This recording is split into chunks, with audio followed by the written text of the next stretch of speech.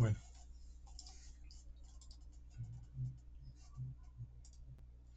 vamos a ver entonces el capítulo 53, que es el sentido de la audición. ¿Ok? Miren, realmente a comparación de lo del ojo, pues la verdad es que sí está mucho más fácil, se podría decir, porque son menos cosas. Solo de ojo eran 3 capítulos, ¿va? Ustedes vieron ahorita. Entonces, lo bueno de este tipo de laboratorios es de que uno tiene que aprovechar el hecho de que lo saturan a uno con un montón de páginas, entonces fijo van a preguntar algo bastante general. O sea, no se maten así estudiando como si fuera nato, porque fijo no lo van a preguntar como si fuera nato. Como les menciono, todas las cositas que yo les voy diciendo son cosas muy sencillas, cosas que, que simplemente diciéndolas así, o sea, uno lo vuelve a leer ahorita y es como, sí, es cierto, esto es importante porque lo seguí viendo en la carrera. Entonces, eso es lo que van a preguntar. Lo complicado es saber qué es importante y qué no cuando pues estamos tan temprano en la carrera si están en segundo año. ¿Okay? Entonces, por lo mismo, pues el objetivo es ese, ¿verdad? Como guiarlos en ese sentido, pero no van a preguntar así súper escondido, de una vez para que sepan. Entonces, comenzando con lo de la audición, vamos a comenzar viendo a grosso modo cómo es entonces el oído como tal. Entonces, ¿qué elementos tenemos y cómo es que los vamos a distribuir? Entonces, una cosa que tenemos que saber es de que el oído externo como tal no va a ser nada más el pabellón. ¿Okay? Ustedes ahorita que justo tuvieron oído externo como tema sincrónico en anatomía, vieron que entonces todo el oído externo incluye con el conducto auditivo, tiene una parte cartilaginosa y luego también tiene entonces una estructura ósea de este lado, y el conducto auditivo entra por ese entonces el poro del meato acústico en el hueso temporal y llega a la membrana timpánica. ¿Okay? Entonces este es el final del oído externo como tal, o sea, literal llega a la membrana timpánica y ahí se terminó el oído externo. Entre la membrana timpánica y la ventana oval, que es parte de la cóclea, que, o sea, para que se ubiquen de una vez, la cóclea es este caracolito, ¿va? Literalmente es con lo que de verdad escuchamos, ¿va? Todo lo demás es un conducto para llegar a la cóclea, ¿va? Y para transmitir el sonido. Entonces, la membrana timpánica, aparte de que va a establecer el final del oído externo y el inicio del oído medio, que el oído medio, o sea, imagínense, así de fácil les pueden preguntar, el oído medio va a tener los huesecillos. Entonces les pueden preguntar literalmente en qué parte, o sea, según la distribución del oído, en qué parte del oído, en qué cavidad del oído se encuentran los huesecillos, ¿verdad? Encontramos en los huesecillos del oído medio al martillo, al yunque y al estribo. Y si se dan cuenta es una cadena, la cual está la membrana timpánica y el martillo entonces está conectado a la membrana timpánica, el cual entonces está conectado al yunque, el cual está conectado al estribo. Y el estribo está justo en la entrada de la ventana oval, la cual es la entrada de la cóclea, ¿verdad? ¿Por qué? Porque entonces hasta aquí se termina oído medio, ¿verdad? Este es oído externo, oído medio y este es oído interno. Entonces, lo pueden ver así. Oído externo es solo un conducto, oído medio es el de los huesecillos y transmisión de sonido, y oído interno es el de verdad nervioso, sensitivo y todo. Va. Entonces, ¿qué es lo que nos dicen acá? Que la membrana timpánica va a recibir primero la onda sonora. Va, fijo, es la que recibe el primer cuentazo. Luego tenemos la cadena de huesecillos. ¿Y cuál es la función de estos huesecillos como tal? Como les menciono, transmitir el sonido, ¿verdad? Porque al final son ondas, las cuales entonces tenemos un término acá que se llama entonces el ajuste de la impedancia. ¿Y cómo lo vamos a ver aquí en términos sencillos? Como la capacidad de amplificar el sonido. Entonces, vamos a ver de que el sonido, primero, si fuera directo, se perdería demasiado sonido. Entonces lo tenemos que transmitir. Por lo mismo, esto literalmente es, la membrana timpánica, es una cosa hecha para agarrar el sonido lo más fiel posible. Conforme se lo va transmitiendo, se va perdiendo el sonido, pero al mismo tiempo, porque si se dan cuenta, miren la diferencia entre entre la ventana oval y la membrana timpánica. Si bien es cierto que se pierde cantidad de sonido en lo que la traspasa de aquí para acá, pero como la membrana timpánica era tan grande y la ventana oval es más pequeña, al final se amplifica, ¿verdad? Porque entonces membrana timpánica le gana en tamaño a membrana oval. Se amplifica hasta 22 veces. Eso se los pueden preguntar, no creo, pero pues se los pueden preguntar. para que pueda transmitirse desde el aire hacia el líquido de la cóclea sin rebotar. De una vez nos hicieron entonces un spoiler de que la cóclea es básicamente un caracol que tiene el líquido adentro.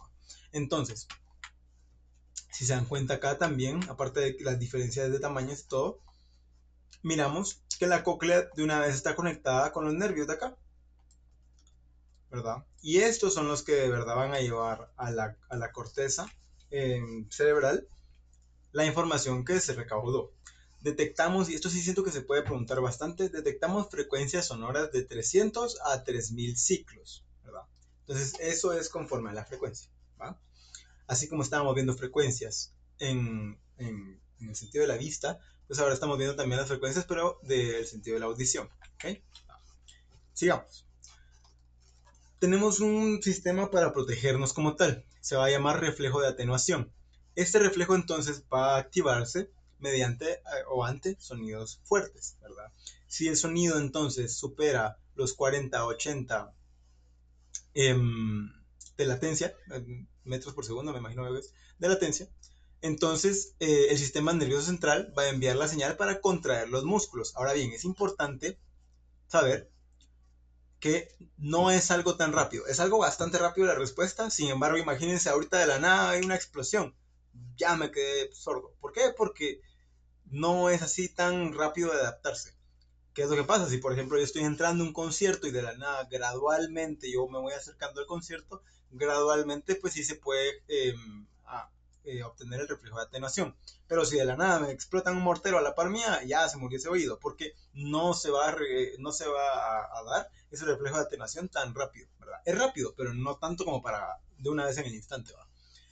Porque, o sea, ¿quiénes son los responsables de este reflejo como tal? Tenemos entonces al músculo estapedio. Este va a ser el músculo más pequeño de todo el cuerpo humano, ¿verdad? Al igual que el estribo es el hueso más pequeño de todo el cuerpo humano. Si se dan cuenta, entonces, miremos el músculo estapedio que está aquí de verdecito, está agarrándolo aquí, este es el estribo, y entonces está agarrándolo aquí. ¿Por qué? Porque luego tenemos también el músculo tensor del tímpano, que este va a tirar del martillo, ¿ok? Entonces aquí tenemos el verdecito músculo tensor del tímpano, el cual está agarrando el martillo y cabal igual. Aquí está el estapedio, aquí está el músculo tensor del tímpano.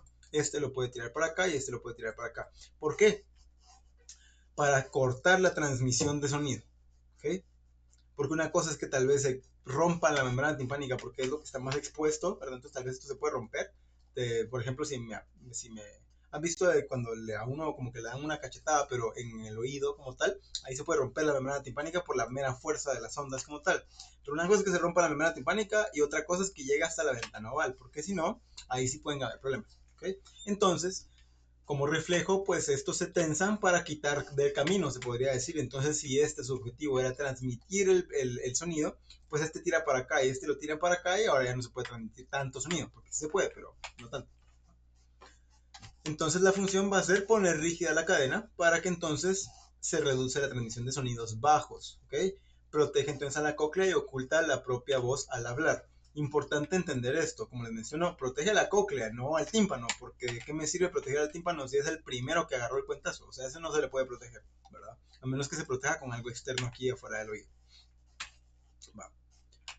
Seguimos entonces con la anatomía funcional de la cóclea. Aquí yo les puse unas imágenes. Si se dan cuenta, son tres cavidades importantes. Ahorita vamos a ver. Y esto también, como les menciono, ahorita tal vez en el laboratorio no se mira tan importante, pero luego también lo van a ver en histología. Y también se lo van a tener que aprender todo otra vez. Mejor aprendérselo de una vez.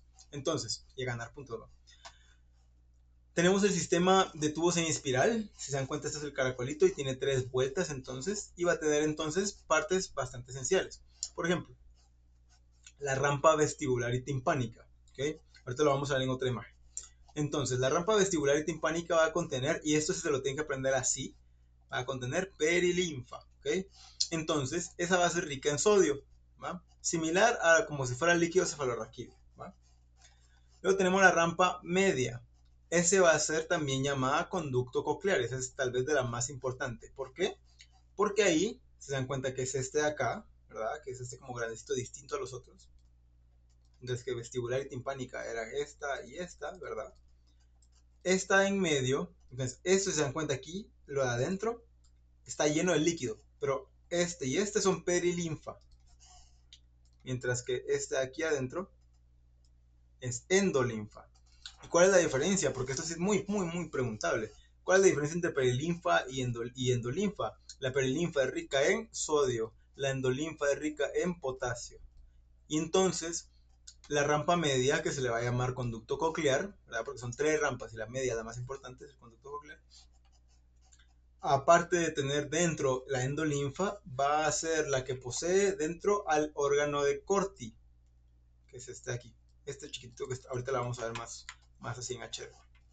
Este órgano de Corti es como cuando yo les menciono que es la unidad funcional. O sea, imagínense que estaba la retina para el ojo, el órgano de Corti para el oído. Así. O sea, ese es el que de verdad oye. ¿Va? Entonces, tenemos la membrana de Reisner que va a separar la membrana vestibular y media, y la membrana basilar que va a separar la rampa media con la timpánica. Entonces, ¿recuerdan esta? ¿Verdad? Entonces, la de Reisner va a separar la vestibular con la media. Entonces, esta es la vestibular, esta es la media, esta va a ser, o sea, esta parte de aquí, entre medio de estas dos, va a ser entonces la membrana de Reisner. Y la membrana basilar va a separar entonces la media con la timpánica, ¿verdad?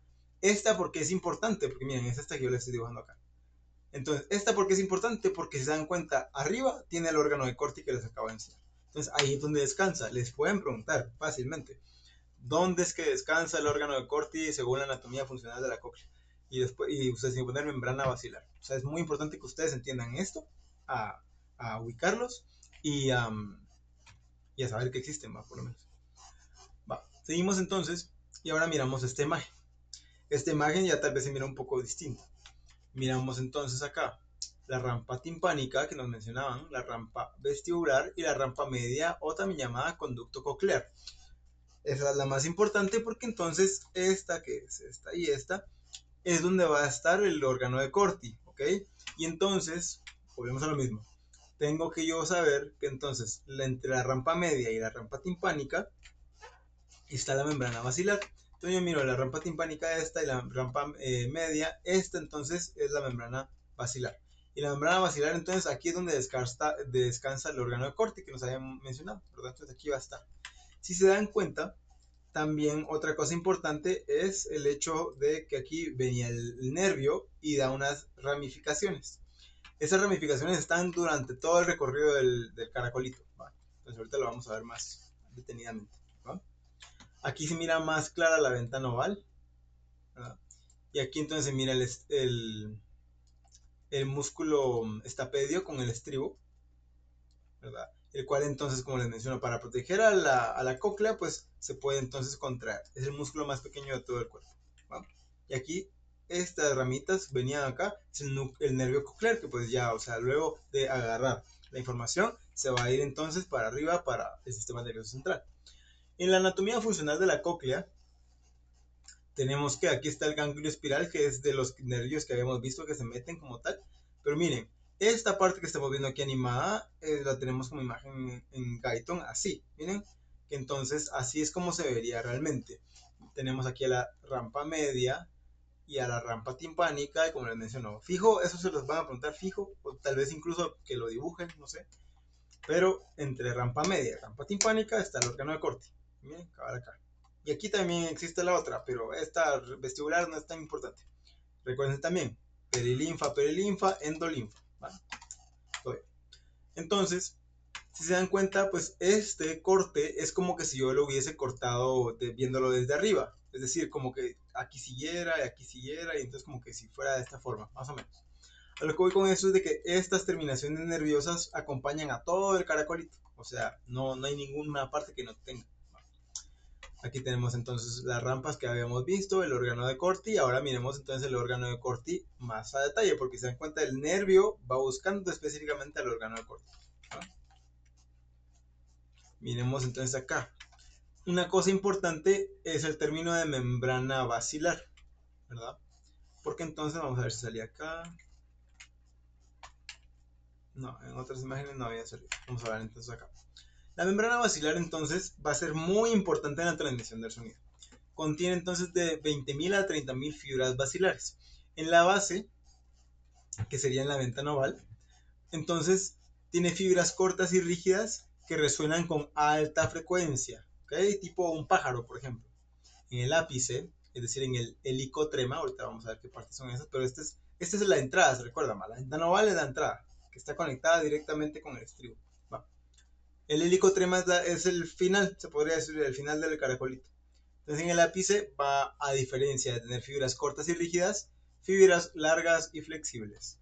Resuenan con bajas frecuencias, es decir, con, yo que sé, la voz de alguien así con una voz muy grave o algo así, pero aquí en la ventana oval, en la base como tal, recuérdense que era de altas frecuencias como que si fuera un pájaro, por ejemplo, cantando. ¿Por qué les digo esto? Porque entonces aquí lo miramos más a detalle. Primero, cómo es de que recorre todo esto. O sea, técnicamente esto está recorriendo así, va. Entonces, lo recorrió todo para que entonces en la base, como les mencionaba acá, sea más corta y rígida, que serían así. Esta entonces, imagínense que aquí está cerca la ventana oval. Aquí está entonces, si se dan cuenta, está más gruesa. Son fibras cortas, fibras rígidas. Entonces, para frecuencias altas. Se va dando entonces todo el camino de esto, donde va recorriendo lo rojito, como tal, y llega hasta el final. En el final entonces es el helicotrema. Recuérdense, ventana va la entrada, helicotrema es salida, ¿verdad? Entonces miren, aquí entró y salió. Entonces, si se dan cuenta, el diámetro súper disminuido, el otro era aumentado, ¿va? Era súper grueso. Miren acá, 0.5 milímetros, y aquí 0.04, ¿verdad? Va. En cuestión de qué tan largo es, pues no de diámetro como tal, porque el diámetro es más delgado, pero es más grande, si se dan cuenta, ese es súper chiquito, este es súper grande, ¿va? Son fibras largas y flexibles, estas son para frecuencias bajas. Entonces, de esa manera, uno lo puede estudiar como que si uno pudiera agarrar este hilo que yo acabo de dibujar y ponerlo en el piso, ¿va? Y comenzarlo a dividir, porque sería lo más fácil. No tengo que pensar en lo que está dentro del caracol. Entonces imaginemos de que, miren, acá cabal está, que aquí está el estribo con la ventana oval, ¿verdad? Aquí entonces comienza esto corto, ¿verdad? Y termina entonces acá. Y por lo mismo, conforme se va desplegando el sonido desde la ventana oval, pues entonces se van generando las ondas. Entonces, se van generando las ondas conforme a la adaptación de esta tira como tal. Esa se llama entonces onda viajera, ¿verdad? Así cuando se le refiere el libro a onda viajera, entonces eso, la onda que se genera a través de la membrana basilar, ¿ok? Entonces, el sonido no hace vibrar a toda la cóclea por igual, no es como que fuera como una maraca, un rollo así que yo lo agito y ya oíba, no. Entonces, como no es todo por igual, genera la onda viajera acá que avanza a través del líquido, ¿verdad? Y miren, este sigue siendo la rampa media o conducto coclear, ¿va?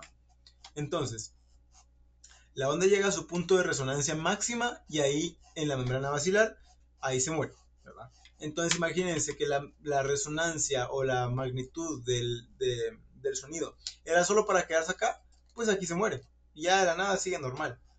Si se dan cuenta en frecuencias medias, pues la comienza a mover un poco más y se muere acá. En frecuencias bajas, literalmente todo y casi llegan, ¿verdad? A eso lo que va es de que conforme a las frecuencias, conforme entonces a todo el sonido como tal, que le llegue, de esa manera nosotros podemos escuchar e identificar las cosas. Porque entonces, dependiendo de dónde para y que aparte, o sea, parece que solo es una nota, pero normalmente van a ser un montón de notas acá. Entonces, eh, por lo mismo, la distribución del sonido como tal está dado por la membrana basilar, ¿verdad? Entonces, con qué tanto se movió la membrana basilar es la interpretación que va a tener el sonido, ¿verdad? Y ahorita vamos a ver específicamente cómo. El principio de la posición entonces nos dice que el cerebro identifica el tono según qué neuronas se activan de la base a las del ápice, ¿ok? Entonces lo que yo les mencionaba, si imagínense terminó acá, entonces acá normalmente se terminan cierto tipo de sonido, ¿verdad? Ahora sí, el receptor, que es el órgano de Corti, y ese es el que de verdad traduce toda la información. Entonces, tenemos que saber que está ubicada en la rapa media o también se le puede llamar conducto coclear. Esta rampa entonces es la que va a tener endolinfa. Recuérdense que las demás tienen perilinfa como tal.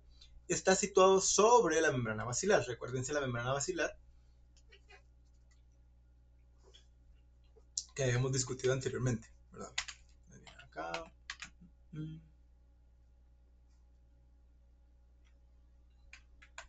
Estoy buscando una imagen donde aparezca, pero no miro. Pero bueno, aquí está.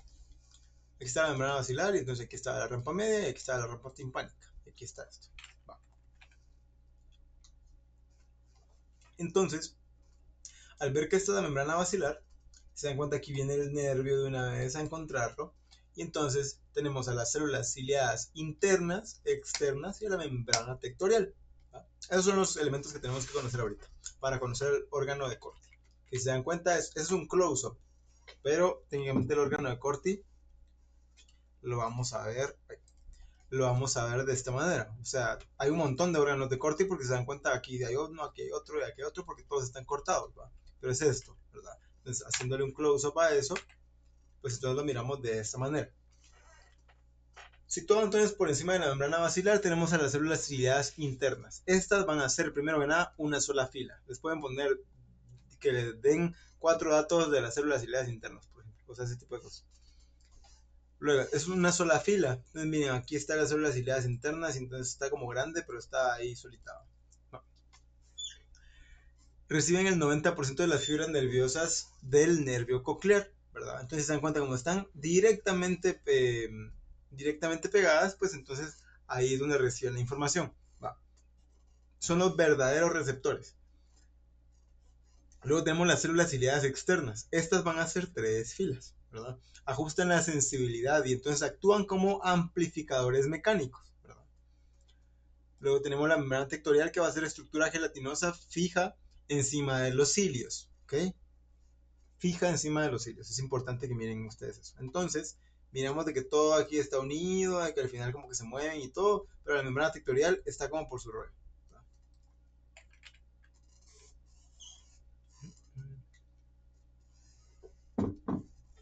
Ahora, ¿se recuerdan que yo les había mencionado que la diferencia entre la endolinfa y la perilinfa era muy importante? Era porque ahora tenemos que ver cómo se excitan estas células ciliadas, ¿verdad? Y entonces, para ver eso, tenemos que recordar los principios de los primeros capítulos de fisiología, en donde explicábamos cómo se realiza la despolarización, ¿verdad? Entonces, solo recordemos rapidito lo de el mnemotécnico de Nokia, en donde pues entonces este es el sodio y este es el potasio como tal, y entonces el sodio va para afuera, y entonces como va para afuera y normalmente se está despolarizando constantemente son 3, y el potasio va para adentro, ¿verdad? Y entonces como hay una desigualdad, pues estos van a ser 2, y la A se la olvida. Entonces, recordemos de que el sodio siempre tiene la bomba sodio ATPasa, saca 3 y mete 2 potasios, ¿verdad? Esto habíamos mencionado que mantiene un nivel de electronegatividad constante, o sea, ambos son cationes, sin embargo me está sacando 3 y me estás dejando 2, me estás dejando una deuda de 1, ¿verdad? Entonces, por lo mismo, conforme pasa el tiempo se va haciendo más negativo y negativo y negativo y negativo. Vale.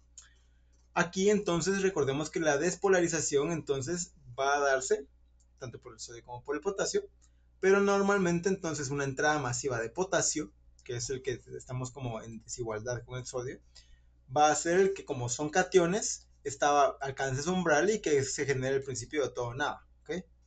Va. Entonces la endolinfa tiene eso. La endolinfa tiene un medio especializado para que haya un montón de potasio, para que nomás se den las circunstancias correctas, pues uno puede entonces agarrar de ahí. Entonces, miramos la vibración basilar, que va a generar cizallamiento con la membrana tectorial. Vibra como tal, y entonces la membrana tectorial se puede mover para dos lados, si se mueve para acá o si se mueve para acá, ¿verdad?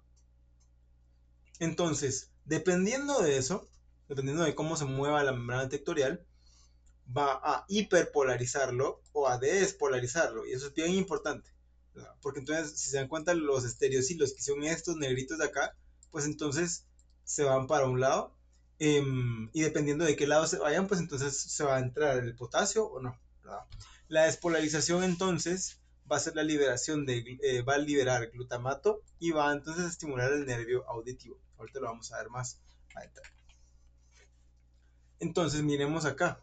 los estereocilios como tal. Miren, qué es lo que yo les menciono. Para un lado se despolarizan, para otro lado se hiperpolarizan y todo depende de los canales que tengan acá. Entonces, miren, para un lado, para este lado acá, se hiperpolarizan. ¿Por qué? Porque los canales entonces se cierran completamente. Aquí está el potasio y no puede entrar. Luego aquí la despolarización, como entonces ahora sí fue para ese lado, entonces jala a si se dan cuenta es como que por lo mismo van en orden de estatura, ¿verdad? Tiene un cable para jalar a de manera que entonces eh, destapa al canal y puede entrar el potasio. Destapó también el canal y puede entrar el potasio. Y de esa manera se van a despolarizar. Y entonces se dan cuenta, es como que si destapáramos una botella de agua así normal en medio de una piscina y de la nada se le comienza a meter todo el agua. ¿Me entienden? Por lo mismo de que entonces esto estaba técnicamente vacío, se abre y se abren de por ahí. Va. Entonces, la estría vascular secreta potasio continuamente hacia la rampa media. ¿Ok? Entonces genera un potencial de acción de más 80 en la endolinfa respecto a la perilinfa que va a generar, que tiene un 0 milivoltios. ¿Ok? Ese es el potencial que estamos comparando. Luego entonces miramos que las células ciliadas tienen un interior de menos 70 milivoltios y entonces nos da la diferencia de más 50 milivoltios. Por lo mismo de que entonces menos 70 está a 150 milivoltios lejos del más 80. ¿Verdad? Entonces facilita la entrada explosiva de potasio ante el mínimo sonido. Entonces por lo mismo se estimulan bastante rápido. Y es que nomás se estimulan y entonces por lo mismo si se jalan de una manera correcta, pues entonces se despolarizan y todas se despolarizan por el principio de todo nada. Entonces hasta calcio se mete, ¿verdad? Entonces lo miramos de aquí de igual manera acá, ¿verdad? Aquí miramos como esto tenía menos 70, aquí afuera que es endolinfa tiene más 80 y aquí afuera y aquí adentro que es perilinfa tiene 0, ¿verdad? Entonces aquí está la diferencia en la cual la membrana en reposo de es menos 70 y que esto te saldría. Entonces, vamos a ver acá. Para concluir como tal, antes de pasar al siguiente, para concluir, es de entender de qué está hecho prelinfa, de qué le está hecho la endolinfa, los potenciales de acción como tal, y más que nada identificar las partes. Les pueden poner a dibujar un órgano de Corti completamente. O sea, sí, fijo. Que se los pongan, depende de cómo les hacen el corto, ¿verdad? Pero entonces es de entender la localización y todo, porque la verdad es que se dan cuenta no está tan complicado, pero sí son varios personajes nuevos que hay que conocer. ¿Va? Terminemos entonces con que es el más fácil de todos, porque este es como más cortito. Los sentidos químicos, el gusto y el olfato. ¿Va? Comencemos con el gusto entonces y nos hablan de las 5 sensaciones gustativas. Tenemos el ácido, que todo lo que vamos a ver ahorita entonces son cosas específicas que de manera química se detectan y que por mera evolución se adapta a uno para saberlas identificar de manera rápida. Por ejemplo, el ácido es porque estamos detectando con nuestro sentido del gusto los iones hidrógeno, que significa que está ácido todo. Pero por ejemplo, o sea, puede ser un ácido como de comida, o puede ser también como el ácido clorhídrico que tenemos entonces en el estómago, que en caso de reflujo, pues entonces yo tengo que saber, por cuestión evolutiva, qué es lo que estoy tomando, o si de la nada estoy tomando ácido y me sabe como que fuera agua pura, no puede ser. El salado va a detectar normalmente iones de sodio, ¿va? El dulce va a detectar normalmente azúcares, alcoholes, aldehídos y esto se relaciona mucho con la falta de energía, por ejemplo, o sea, si nuestros antepasados tenían falta de energía, pues les daba entonces sensaciones dulces y no era porque la mera evolución quiso que nosotros nos la pasáramos bien probando cosas distintas, sino que es por mera evolución de supervivencia, el hecho en donde se necesitaba energía para trabajar, para sobrevivir, necesitaba quererla y por lo mismo la quiere de manera que le gusta lo dulce, por ejemplo. Entonces, dulce indica energía, carbohidratos, todo.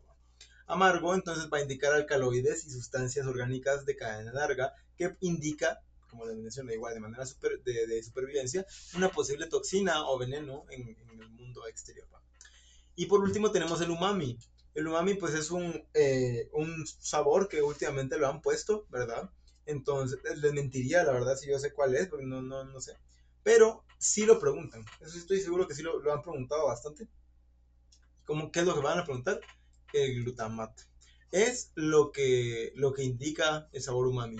O sea, según ellos, pues al final tienen como que cada parte de la lengua como tal tiene una porción para detectar el sabor, y entonces el umami detecta el glutamato. Así como los demás detectaban sodio, hidrógeno y todo, este es glutamato. Sí lo han preguntado específicamente así, como que el umami detecta el glutamato. Va. Y indica proteínas y carne y así. Luego miramos acá entonces que, si se dan cuenta, hay papilas para el sabor amargo, para el sabor dulce, para el sabor ácido. Esto sería de igual manera, actualmente está siendo como muy refutado porque técnicamente hay papilas para todo, en todos lados, pero hay algunos lugares que están especializados. Aquí miramos también igual que el agrio, pues entonces lo que aguantamos como tal, el agrio, el salado, el dulce, el amargo y el sabor umami, por lo mismo como mencionamos con el glutamato, ¿verdad?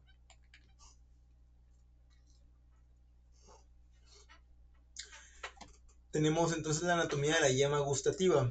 Esta entonces va a tener un diámetro de 1 a 30 milímetros como tal. Y entonces vamos a tener que contiene 50 células epiteliales modificadas de sostén y receptoras. Entonces aquí tenemos las células de sostén acá, ¿verdad? Y las receptoras. Luego también tenemos las microvellosidades.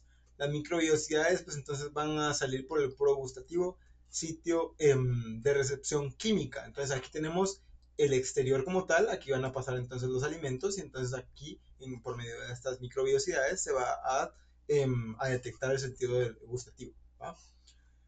En cuestión de regeneración es importante porque entonces no duran mucho realmente, pueden llegar a durar hasta 2 semanas, ¿verdad? Como su vida media de las yemas gustativas como tal, ¿verdad? Entonces miramos, parece como si fueran capas de cebolla, ¿verdad? Entonces las más externas son las que llevan más tiempo ahí, las más de adentro son las que son más nuevas. Ahora, como les menciono, con la localización de las yemas, a mí nunca me lo llegaron a poner como tal en fisio, pero sí en histología. O sea, es fijo que se las van a tener que aprender. Y la verdad es que les mentiría si les digo que estoy seguro que no fue en fisio, pero que me lo llegaron a preguntar en el momento. O sea, eso sí vale la pena aprendérselo. Y es, primero, conocerlas, ¿verdad? Conocer las papilas caliciformes, las papilas fungiformes, las papilas foliáceas, ¿ok? Primero, saber que no es calciformes, sino caliciformes porque tienen forma de cálice, ¿ok? Entonces, primero que nada, porque a veces uno se confunde y van a ver en histología, todos les van a decir calciformes, no sé por qué. Se forman entonces en la uva inguinal posterior, o sea, estas, aquí, ¿verdad? Entonces, aquí van a estar las papilas caliciformes. Las papilas fungiformes, entonces, en la cara anterior y plana de la lengua, ¿ok? Las papilas fungiformes como tal. Vamos a ver si aquí tengo otra imagen. Y luego las papilas foliáceas van a ser entonces los pliegues laterales como tal. Entonces, esto nos sirve por lo mismo de que hay áreas especializadas en la lengua para saber recibir los sabores específicos más de unas áreas que de otras. También existen yemas en el paladar, en pilares amigdalinos y en la epiglotis, ¿okay? Entonces no solo la lengua es la que siente, ¿okay? Ahorita vamos a ver la inervación de la misma como tal. Tiene triple inervación como para que entonces no esté bien distribuida la localización de donde va a sentir. Miramos esta imagen de acá, en donde pues están todos los sabores que ya habíamos visto, salado, agrio, dulce, umami y amargo. Va. Y miramos que cada uno tiene receptores. ¿Se lo van a preguntar? Probablemente no. Sin embargo, así como acá tiene sentido, salado está por el receptor de sodio. Acá también tenemos que el agrio va a utilizar el canal de potasio sensible al ácido, canal iónico selectivo de hidrógeno. El dulce va a utilizar dos tipos de receptores. Esto a nivel de parcial sí lo pueden preguntar. A nivel de laboratorio no creo. El dulce va a necesitar dos receptores, que sería el T1R2 y el T1R3, mientras que el umami tiene el T1R1 y el T1R3, y el amargo va a utilizar entonces el T2R. Microscópicamente entonces se van a ver de esta manera, ¿verdad? Entonces con una glándula serosa y una yema gustativa.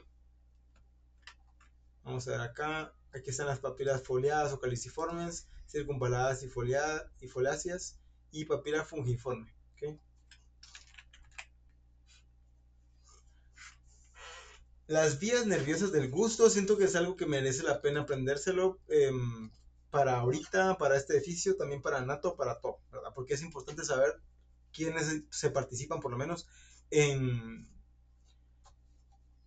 en el sentido gustativo, ¿verdad? Entonces, tenemos el nervio facial. Recuérdense esto porque es bastante o sea, se puede llegar a confundir uno.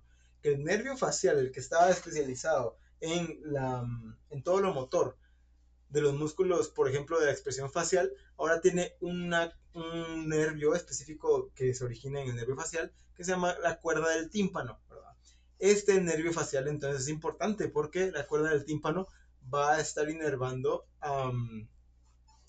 2/3 anteriores de la lengua, ¿verdad?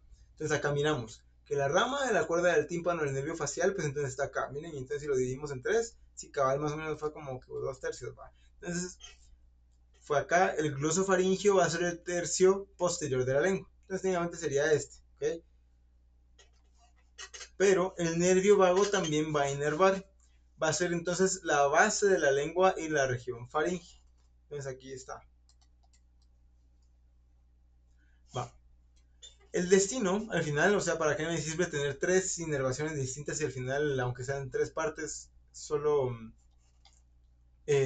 igual se siente en todos lados, ¿verdad? Entonces, vamos a ver que al final todas van a converger en el núcleo del tracto solitario. Muy preguntable, merece la pena aprenderlo. Esto está ubicado en el bulbo raquídeo, ¿ok? No es necesario que ahorita uno sepa a ciencia cierta cuál es el bulbo raquídeo, cuál es el tálamo, no, pero sí entonces es importante memorizarlo, ¿ok? Hasta que uno lo entienda, lo memoriza. Y entonces el núcleo del tracto solitario, pues entonces va a incidir al bulbo raquídeo. Aquí tenemos otra vez las porciones de la lengua como tal, y entonces del tronco a la corteza, pues entonces miramos que ahora lo que habíamos mencionado, donde todas convergen en el núcleo del tracto solitario, va a ir hacia el núcleo ventral posteromedial del tálamo. ¿Ve? Ya subimos. Entonces, del tálamo se va a subir otra vez a la corteza gustativa.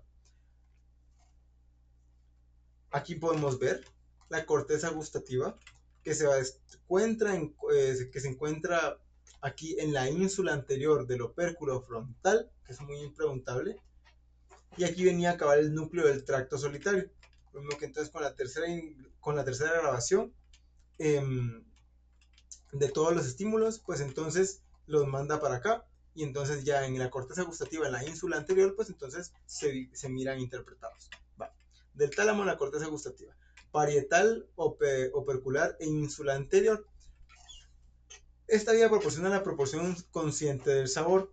También hay reflejos hacia los núcleos salivales, por ejemplo, cuando uno está comiendo, y entonces pueden haber redirecciones hacia, por ejemplo, la glándula sublingual, la glándula parótida que acabamos de ver, por lo mismo que entonces todo lo parasimpático al final es lo que va a ser estimulado para que, por ejemplo, secrete saliva en este caso. Ahora ya pasamos con el sentido del olfato. Este, si se dan cuenta, es mucho más corto e incluso es más sencillo por lo mismo de que el olfato es uno de los como enigmas de los sentidos como tal. La razón de esto es por el hecho que es muy subjetivo. Entonces, por lo mismo no lo pueden estudiar del todo bien por lo subjetivo que es el tema, ¿verdad? Pero entonces de ubicación ya sabemos que entonces es la parte superior de las fosas nasales, ¿verdad? Ahí se encuentran las células de Bowman, que van a secretar moco, y las células olfatorias, que van a ser neuronas bipolares reales del sistema nervioso central, ¿verdad? Las que yo les había mencionado, que tienen un sistema de on y un sistema de off, dependiendo entonces de cuál es el estímulo. Tienen cilios que se proyectan al moco, donde reaccionan con los olores. Aquí miramos entonces un poquito de anatomía, en donde yo les había mencionado cuando estábamos viendo nariz propiamente dicha, el hecho en el cual aquí tenemos la cavidad nasal en una vista de la vista lateral, de la cual miramos de que aquí está la masa encefálica y aquí de una vez está el bulbo olfatorio, por lo mismo que es el primer par craneal. Al momento de analizar el bulbo olfatorio como tal, miramos de que está por encima y que entonces está descansando encima del hueso etmoides, del cual tiene una lámina cribosa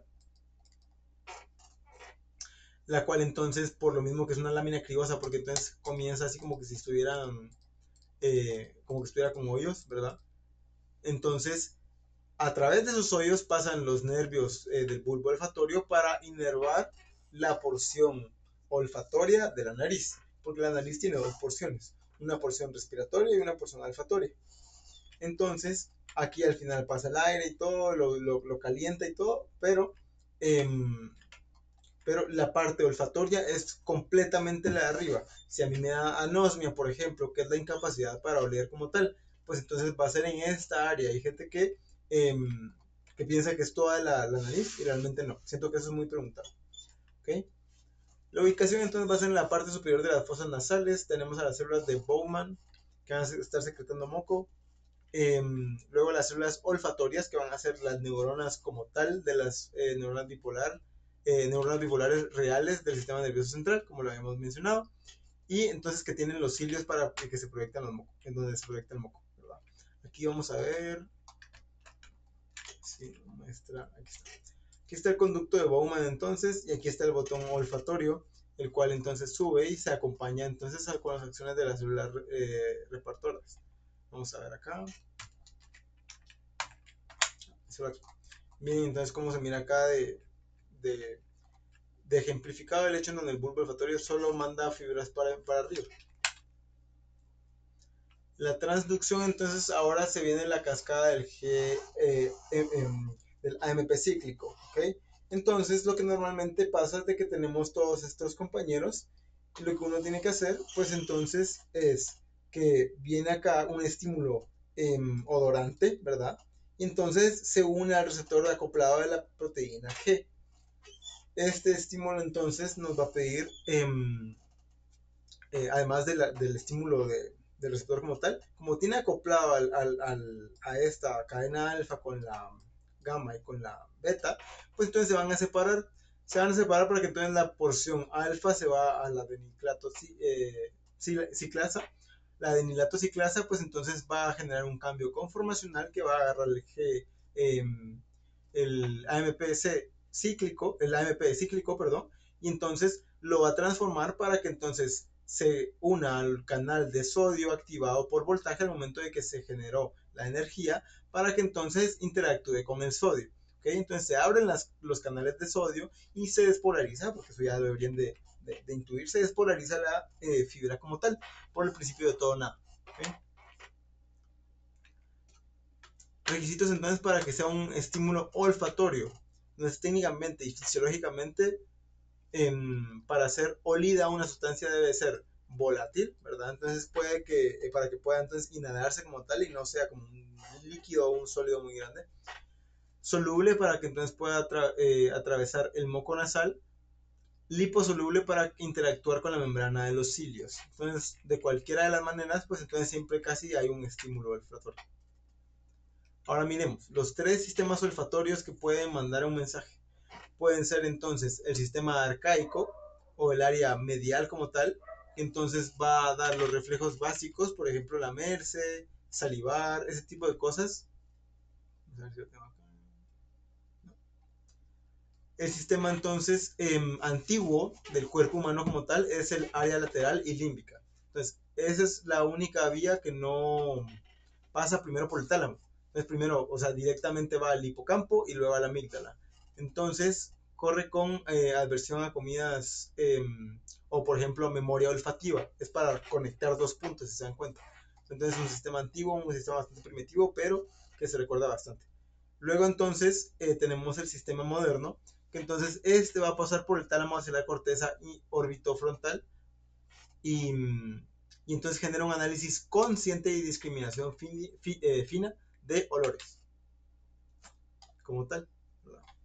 Y entonces, ya que uno vio cómo, o sea, qué partes lo conforman, cómo entonces se transmite la corteza y cuáles son los tres sistemas olfatorios como tal, pues realmente hasta aquí se queda con lo olfatorio, como les menciono, es un enigma, por lo mismo que es un poco no tan explorado, por lo mismo que no es tan entendido. Sin embargo, pienso que de aquí, fijo, no les van a preguntar de este último, también sabiendo que este técnicamente no venía incluido en el laboratorio, ustedes se podrían defender con eso, les enseñan el programa como tal y ustedes les dicen de que este no venía, pero normalmente viene y de igual manera la próxima semana lo verían. Entonces, o sea, de una vez mejor verlo ahorita y tener todos los sentidos activos, ¿verdad? Eso sería, no sé si hay dudas como tal, de igual manera pues les voy a poner bastantes datitos en el resumen temático, pero de lo contrario, no sé si alguien tuvo una duda como tal.